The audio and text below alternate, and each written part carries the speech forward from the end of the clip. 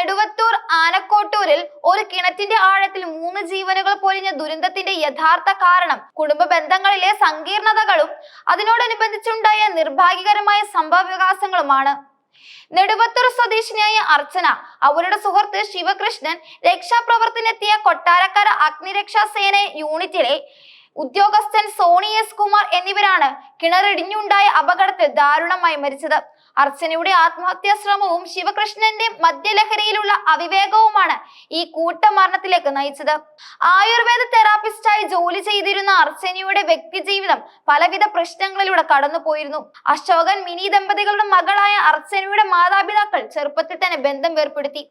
പ്രായപൂർത്തിയായപ്പോൾ ഓയൂരിൽ വിഷ്ണുവിനോടൊപ്പം അർച്ചന ജീവിതം ആരംഭിച്ചു. ഈ ബന്ധങ്ങളിലാണ് അവർക്ക് 3 മക്കൾ ഉണ്ടായത്. എന്നാൽ ഈ ബന്ധങ്ങളിൽ ആയിരിക്കുമ്പോൾ തന്നെ ഗർഭിണിയായിരിക്കെ അർച്ചന കിണറ്റിൽ ചാടി ആത്മഹത്യാ ശ്രമം നടത്തിയിരുന്നു.